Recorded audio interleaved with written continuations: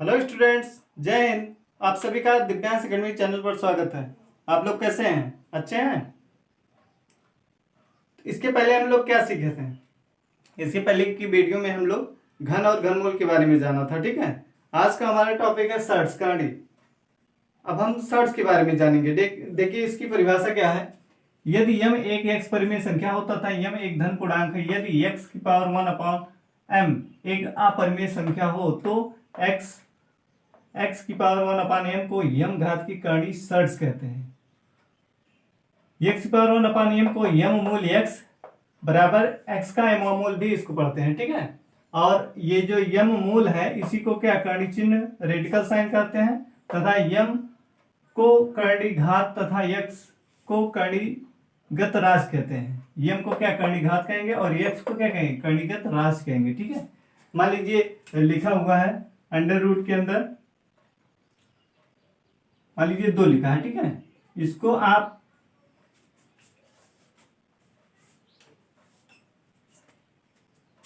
यहां देखिए, मान लीजिए अंडर रूट के अंदर आप लिखा है अंडर रूट 2। इसको आप कैसे लिख सकते हैं? 1/2 की पावर 1/2 लिख सकते हैं कि नहीं? बोलिए। 1/2 की पावर में क्या 1/2 लिख सकते हैं। देखिए इस तरीके का है कि नहीं है। इसमें क्या कहा जा रहा था कि यक्स क्या है, यक्स जो यहाँ पे क्या वो परिमेय संख्या हो, तो ये 2 हमारी क्या है, एक परिमेय संख्या है। ठीक है, और कह रहा था कि यम क्या हो, एक धन पूर्णांक हो। या मान लीजिए अगर हम घनमूल ले लेते हैं तो इसकी पावर कितना है, 2 की पावर 1/3 हो जाएगी। तो कह रहा था कि यक्स एक परिमेय संख्या है, तो ये 2 जो हमारा ये क्या परिमेय संख्या है, तथा यम एक धन पूर्णांक है।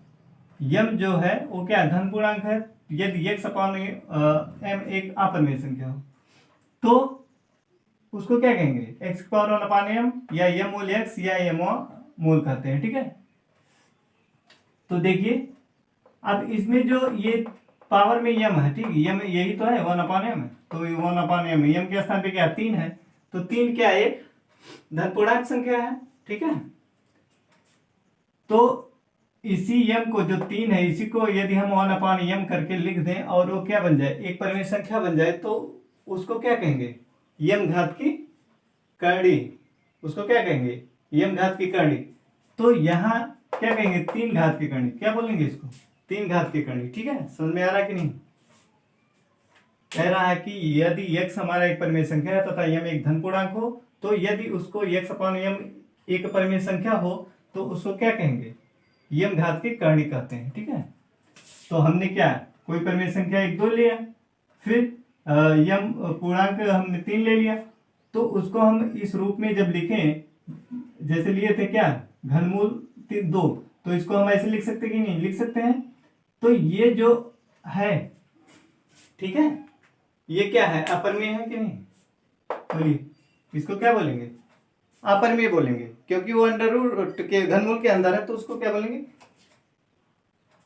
क्या बोलेंगे, अपरिमेय। ठीक है, जैसे अपरिमेय में हमने परिभाषा बताई थी, जैसे अंडर रूट 2 लिखा हो, अंडर रूट 5 लिखा हो, ये सब क्या होते हैं, अपरिमेय संख्या। ठीक है, जो अंडर रूट के अंदर रहे या घनमूल के अंदर है, वो उस संख्या को क्या बोलते हैं, उसको अपरिमेय बोलते हैं। तो इस तरीके जैसे हमने घनमूल को देखा उसी तरीके से क्या वर्गमूल हो गया या चतुर्थ मूल हो गया या पंचमूल हो गया, वो सब क्या होंगे, परिमेय अपरिमेय संख्या है, तो उसको उस घात की क्या बोलते हैं, करणी बोलेंगे। ठीक है, उस घात की उसको क्या बोलेंगे, करणी।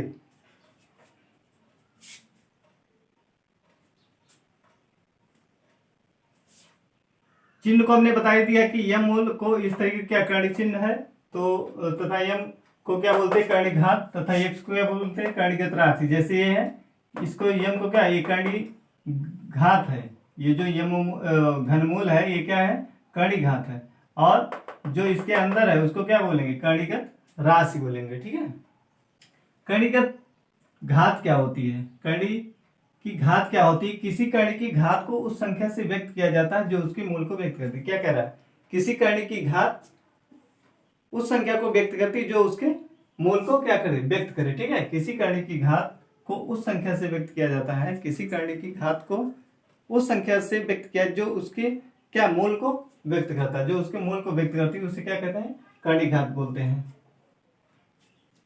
जैसे मान लीजिए दिया हो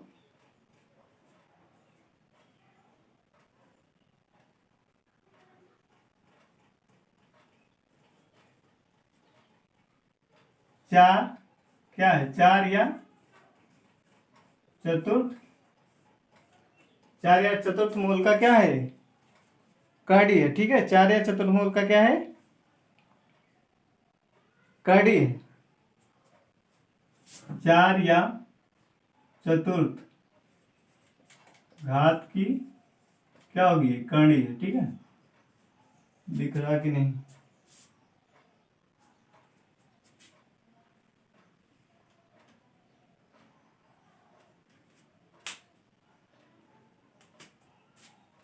चतुर्थ घात की क्या है, करणी है। ठीक है, जैसे 4 मूल लिखा है उसके अंदर 3 लिखा है तो इसको क्या बोलेंगे, 4 या चतुर्थ घात की कणी, क्या बोलेंगे इसको, 4 या चतुर्थ घात की कणी। तो क्या कह किसी कणी की घात को उस संख्या से व्यक्त किया जाता है जो उसके मूल को व्यक्त करती है। तो ये 4 या चतुर्थ घात की क्या है, एक कणी है। ठीक है, कणी के कुछ नियम है, कणी के कुछ नियम देखिए, यदि क्या है, यन मूल है, यन मूल है उसकी पावर क्या हो, यन हो। ठीक है, यन मूल और उसकी पावर यन हो जाए तो उसका मान क्या आएगा, यक्स आएगा। जैसे एग्जाम्पल देखिए इसके लिए, जैसे मान लीजिए 3 दिया है, ठीक है, और इसके अंदर कोई संख्या लिखी हुई और इसकी घात बाहर क्या हो, 3 हो, तो बाहर ये निकल के क्या आ जाएगा, 5। ठीक, इसका आंसर क्या हो जाएगा, 5 हो जाएगा। यहां जितना मूल दिया हो अगर उतना ही पावर में दिया है तो इसका मतलब क्या हो जाएगा, वो जो इसके अंदर संख्या लिखी हुई है वो बाहर आ जाएगी। ठीक है, ऐसे इसका एग्जांपल देखिए, कह रहा है कि यम मूल के अंदर x इंटू वाई में दिया है तो इसको हम अलग अलग लिख सकते हैं, यम मूल x और यम मूल y। जैसे मान लीजिए आपका दिया 2 गुणे 3 और ये 4 मूल का है तो इसको हम लिख सकते हैं 4 मूल के अंदर 2 गुणे 4 मूल के अंदर 3। ठीक, इसको हम अलग अलग ऐसे लिख सकते हैं, ऐसा है कि नहीं। अगर ऐसे गुणे में कोई संख्या दी है और उसका जितना मूल होगा उसको उस संख्या को हम अलग अलग उसी मूल में लिख सकते हैं। ठीक है, इसको देखिए, ये वाला मान लीजिए दिया है 4/5। ठीक, तो इसको हम क्या लिख सकते हैं, घनमूल 4/5। इसको हम अलग अलग जब लिखेंगे तो इसको क्या, अंश वाले का मूल ले लेंगे और फिर हर वाले का मूल ले लेंगे। ठीक है, इस वाले का एग्जांपल देखिए, इसमें दिया है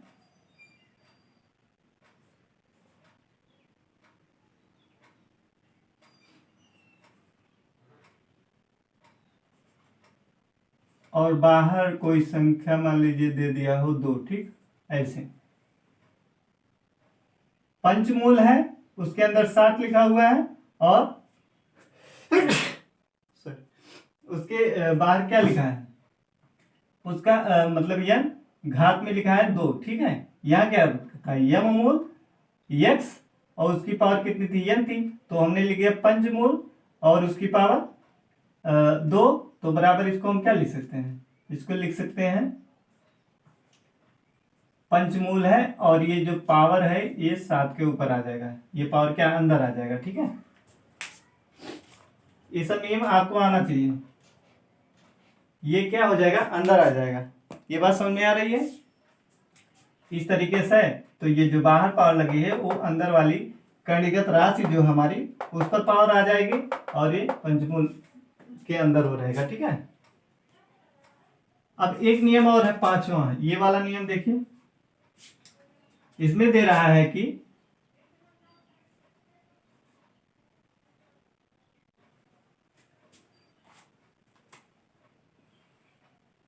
इसमें दे रहा है कि कोई मूल है, मान लीजिए पंचमूल है। ठीक, पंचमूल के अंदर फिर मान लीजिए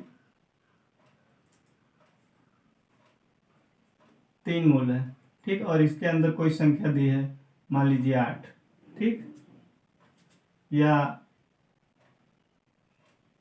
मान लीजिए 5 दिया है, ठीक है। तो इसको हम बराबर क्या लिख सकते हैं, इसको लिख सकते हैं जो यहाँ मूल है, यहाँ ये मूल है, अंदर n मूल है, तो उसका हम गुणा कर देंगे, 5 गुणे 3, ठीक, 5 गुणे क्या 3, और अंदर जो संख्या है उसको लिख देंगे। ऐसा समझ में कि नहीं, यहाँ m मूल, फिर उसके अंदर n मूल x लिखा हुआ है, तो मूल जो है उसको क्या, उसका गुणा कर लेंगे। जैसे यहाँ 5 मूल, उसके अंदर 3 घनमूल 5 दिया है, तो 5 पंचमूल और घनमूल को क्या गुणा करेंगे, और फिर उसके अंदर क्या लिख देंगे 5, तो ये कितना हो जाएगा, बराबर हो जाएगा 15 मूल और के अंदर 5, ठीक है। ऐसा में ये तो इसके नियम हो गए। अब कणी के प्रकार में देखते हैं, कणी दो प्रकार की, एक शुद्ध कणी और एक मिश्र कणी होती है। शुद्ध कणी क्या है, शुद्ध कणी वह कणी जिसका एक के अलावा कोई परमेय गुणनखंड नहीं होता है, ठीक है, वह कणी जिसका एक के अलावा कोई परमेय गुणनखंड नहीं होता है, उसे क्या कहते हैं, शुद्ध कणी कहते हैं। उसे क्या कहते हैं, शुद्ध कणी।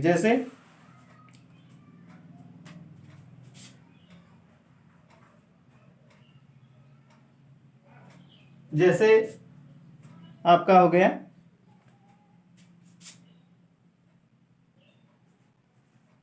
या 3 मूल 5, ठीक है, इस टाइप से, ठीक है। जैसे वर्गमूल के अंदर क्या दिया, 8 दिया है, और घनमूल के अंदर क्या दिया, 5। एक के अलावा इसका कोई परमेय गुणनखंड नहीं है, तो देखिए एक के अलावा इसका कोई परमेय गुणनखंड है, क्यों, यहाँ कुछ लिखा है, इसके आगे कुछ नहीं लिखा है, ये घनमूल का संकेत है ये, और ये अंडर रूट है वर्गमूल का, ठीक है। तो इसमें देख रहे हैं एक के अलावा, यहाँ एक गुण लिख सकते हैं, एक गुणे में लिख सकते हैं ना, एक के अलावा कोई परमेय गुणनखंड नहीं होता है, तो उसे क्या कहते हैं, शुद्ध, तो इसको क्या बोलेंगे, शुद्ध कणी, ठीक है। मिक्स कणी क्या होता है, जिसके एक के अलावा परमेय तथा अपरमेय गुणनखंड होते हैं, उसे मिश्र कणी कहते हैं, ठीक है। जैसे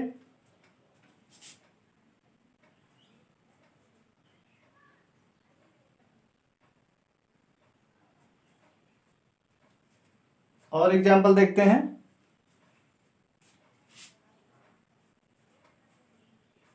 ठीक। अब इसमें देख रहे हैं क्या,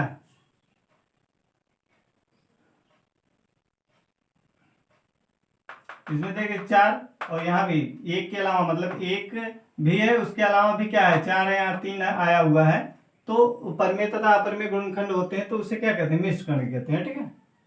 अगला हमारा देखिए सजातीय तथा विजातीय कणियां क्या होती है, लाइक तथा अनलाइक सर्ट्स, लाइक तथा अनलाइक सर्ट्स, ठीक है। वे कणियां जिनके अपरिमेय गुणनखंड समान हो, तो वे सजातीय कणियां कहलाती हैं, अन्यथा विजातीय कणियां होती हैं। जैसे 3√5 लिखा है, वह 4√5, तो इसमें देखिए वे कणियां जिनके अपरिमेय गुणनखंड समान हो, ठीक, अपरिमेय गुणनखंड क्या हो, समान हो, तो वे सजातीय कणियां कहलाती है, अन्यथा विजातीय कणियां। तो इसमें देखिए ये घनमूल 5 है, और इसमें भी क्या है, चतुर्थमूल 5 है, तो इसमें अपरिमेय गुणनखंड जो है वो क्या है, समान है, ठीक है, 5 है, यहाँ भी 5 है, तो अपरिमेय गुणनखंड इसमें क्या होगा, समान होगा, इसलिए ये क्या क्या है, सजातीय कणियां है। विजातीय कणियां क्या है, जैसे दिया है वर्गमूल 2, ठीक है, वर्गमूल 2, इसका वर्गमूल 2 दिया है, ये क्या है, घनमूल 7, ये वर्गमूल 2 है, ये घनमूल 7 है, तो ये देखिए इसमें क्या है, समान है, इसमें 2 दिया है, इसमें 7 दिया है, तो इसके अपरिमेय गुणनखंड क्या होंगे, समान नहीं है, इसलिए क्या है, विजातीय कणियां, ठीक है। समझ में आया कि नहीं, यहाँ क्या था, यहाँ घनमूल 5, यहाँ चतुर्थमूल 5, यहाँ देख रहे हैं समान है, तो इसके अपरिमेय गुणनखंड क्या है, जिनके अपरिमेय गुणनखंड क्या है, समान है, तो इसको सजातीय कणियां होगी। विजातीय कणियां यहाँ देख रहे हैं वर्गमूल 2 है, और यहाँ घनमूल 7 है, इसमें 2 इसमें 7 है, तो इसके अपरिमेय गुणनखंड क्या समान नहीं है, इसलिए क्या है, विजातीय कणियां, ठीक है। कितनी बात समझ में आई। अब हम चलते हैं कणियों की तुलना, कणियों की तुलना कैसे की जाती है इसके बारे में जानते हैं, ठीक है। मान लीजिए 2 कणियां दी, इसको एग्जाम्पल के माध्यम से समझते हैं।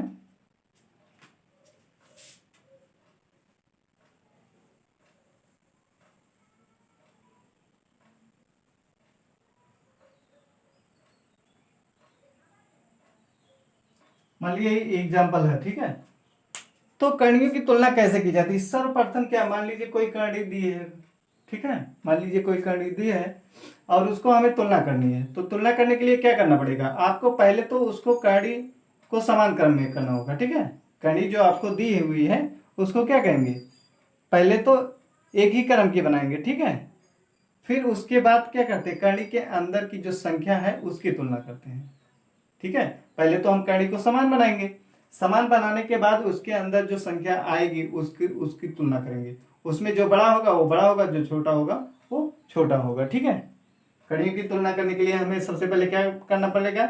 दिए गए कणी संख्याओं को हमें उसमें कणियों को क्या पहले समान बनाना पड़ेगा। समान बनाने के बाद उसके अंदर जो संख्या आएगी उसको देखना पड़ेगा। उसमें जो बड़ा होगा वही क्या होगा? बड़ा होगा, और जो छोटा होगा वो क्या होगा? छोटा होगा। तो आइए इसको देखते हैं कैसे किया जाए। इसमें देख रहे हैं घनमूल 3 है, घनमूल 3 है, ये घनमूल चतुर्थमूल 5 है। तो इसमें देखिए मूल समान है, इसमें घनमूल दिया, इसमें चतुर्थमूल दिया। तो पहले हमें क्या कणी को समान करना पड़ेगा। इसमें कणी कितना 3 दिया, इसमें कणी 4 दिया है। ये घनमूल है और ये चतुर्थमूल है। तो पहले इसको समान बनाने के लिए क्या करना पड़ेगा? लासा लेना पड़ेगा। लासा में किसका लेना पड़ेगा? लासा 3, 4 का लेना पड़ेगा, ठीक है। 3 और 4 का हमें क्या लेना पड़ेगा? लासा। तो कितना आ जाएगा इसका लासा? बोलिए, लासा कितना? लासा का मतलब क्या? वो संख्या क्या 3 से भी कट जाए और 4 से भी कट जाए। तो इसका जो लासा आएगा वो 3 × 4 आ जाएगा, बराबर 12 आ जाएगा, ठीक। 12 आ गया। अब कणी को हम समान कर लें, तो ये 12 मूल लिखेंगे यहां, ठीक। अब इसमें जो मूल है उससे पहले ये लासा को क्या भाग करो, जितना आएगा उसको संख्या में क्या करना है? गुणा करना है। जैसे यहाँ घनमूल है यानी 3 है यहाँ, तो इसको क्या करो? डिवाइड करो 12 को, कितनी बार जाएगा? 4 बार। 4 से अंदर गुणा करना पड़ेगा, ठीक। ऐसे इस वाले में कणी इसकी 12 हो गई, कणी समान हो गया दोनों का। फिर अब इसमें इससे डिवाइड करिए, इसमें कितना? 4 3 बार जाएगा। तो वो जो 3 बार गया है उससे क्या इसके अंदर की जो राशि उसमें हम पावर में लगा देते हैं उसको। तो 3 बार गया था तो 5 की पावर कितना हो गया? 3 हो गया। अब देखिए कितना हो जाएगा, ये हो जाएगा 3 की पावर 4 कितना होता है? 3 त्रिका 9, 9 3 27, 3 81, ठीक। और इसका कितना हो जाएगा? इसका हो जाएगा 5 × 5 × 5, 3 बार लिखेंगे तो कितना आ जाएगा? 125, ठीक। कितना आ जाएगा? 125। अब इसमें देख रहे हैं कौन सा बड़ा है?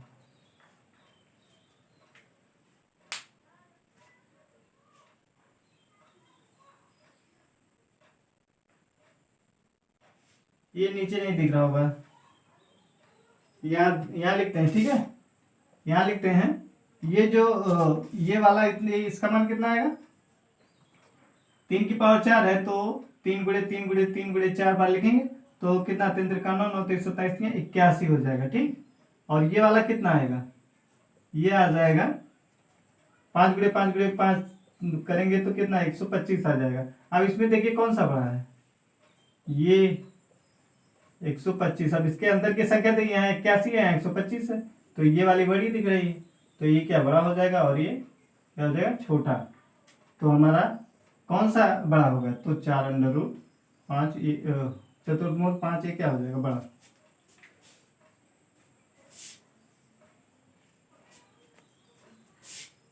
चतुर्थमूल 5 ये क्या है?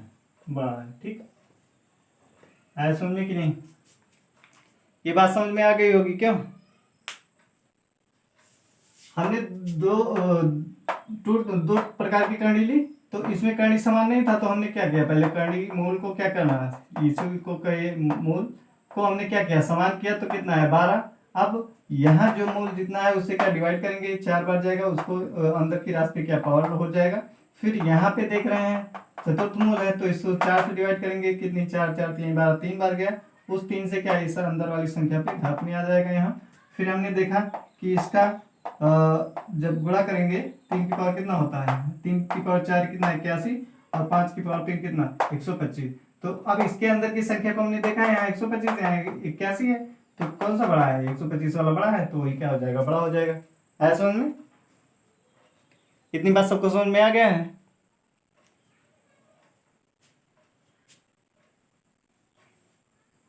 इसी क्रम में हम थोड़ा देख लेते हैं कणियों का योग और व्यवकलन, ठीक है। कणियों का योग और व्यवकलन देख लेते हैं कैसे होता है। इसको हटाते हैं, स्क्रीनशॉट लेना चाहे ले ले, ठीक है। इसको हटा रहे हैं।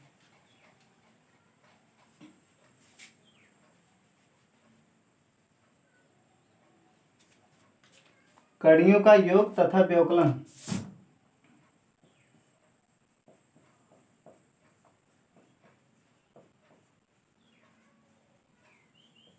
योग तथा व्यवकलन, ठीक। व्यवकलन का मतलब क्या, घटाना। कणियों का योग करना हो, घटाना।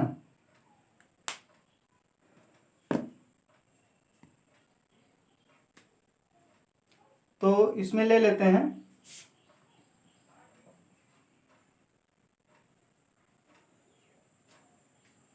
3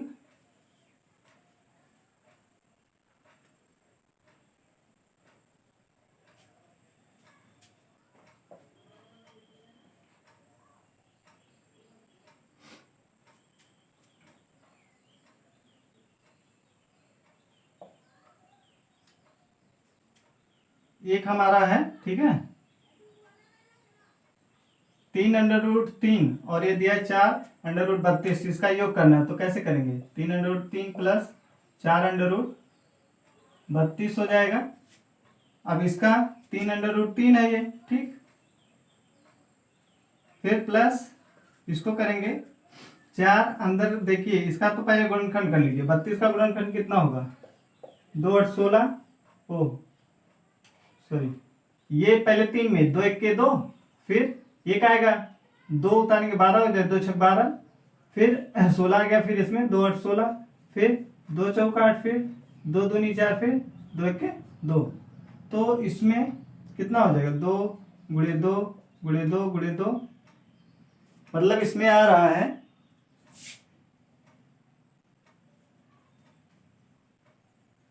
2 गुणे 2 गुणे 2 गुणे 2 गुणे 2, कितनी बार, 5 बार, 1 2 3 4 5, 1 2 3 4 5। तो इसका पेयर बन गया, इसका पेयर, जो पेयर बन रहा है उसको बाहर कर लेंगे। 3√3 प्लस इसमें 4 यहाँ बाहर है, ये यहाँ से 2 निकला और यहाँ से 2 निकला, अंदर क्या √2 बचा, ठीक। इतना बचा। अब इसको हम आगे लिखेंगे, बराबर 3√3 प्लस कितना हो गया, 4 दूनी 8 दूनी 16, 16√2। अब यही हमारा क्या हो गया, योग आ गया। क्यों, समझ में आया, ये हमारा क्या हो गया, योग हो गया।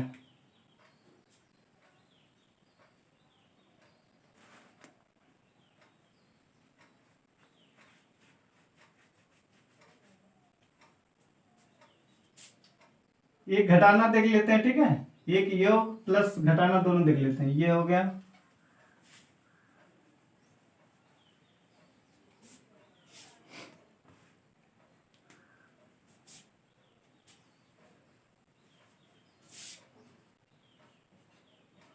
-147 माइनस 1 दिया है, -363, ठीक है। दिया है 4 और फिर वर्गमूल के अंदर 147 माइनस 363, इसको हमें घटाना है। तो कैसे करेंगे, कहते हैं इसका पहले गुणनखंड कर लेना। गुणनखंड करने के कितना आएगा, देखिए 2 से कटेगा नहीं, 3 से, 3 4 12 3, हाँ 3 से तो कट रहा है, क्यों, 3 से क्या होगा, कटेगा, तो काटिए।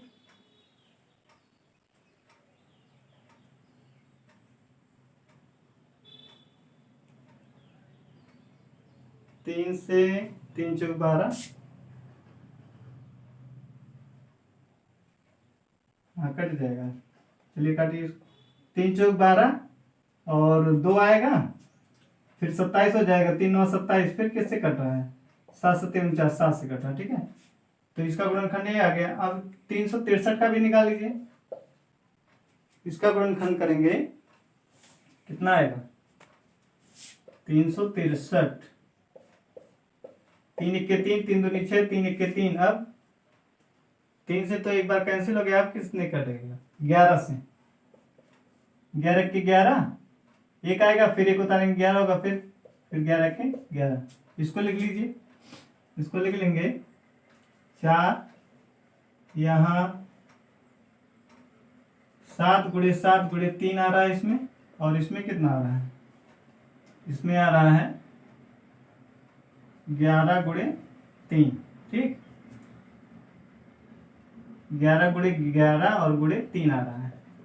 अब इसमें बाहर कितना निकलेगा, 4 × यहाँ से 7 निकलेगा। देखो पेयर वर्गमूल में कितने, 2 का पेयर बनाते हैं, ठीक है।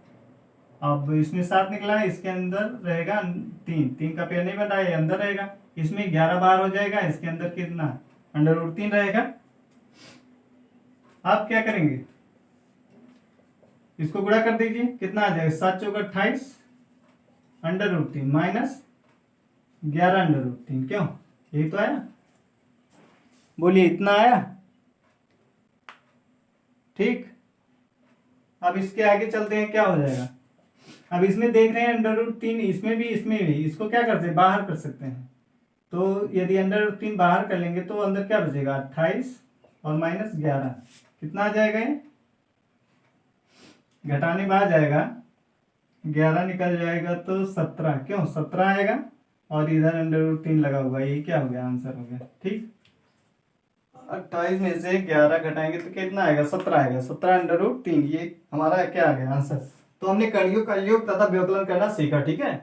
अब अगले वीडियो में हम क्या, कणी का गुणन व भाजन करेंगे, और उस पर कुछ क्वेश्चन और सॉल्व किया जाएगा, ठीक है। कुछ क्वेश्चन और हल, इंपॉर्टेंट क्वेश्चन हल किए जाएंगे। तो अगली वीडियो का इंतजार कीजिए। बस आज के लिए इतना ही।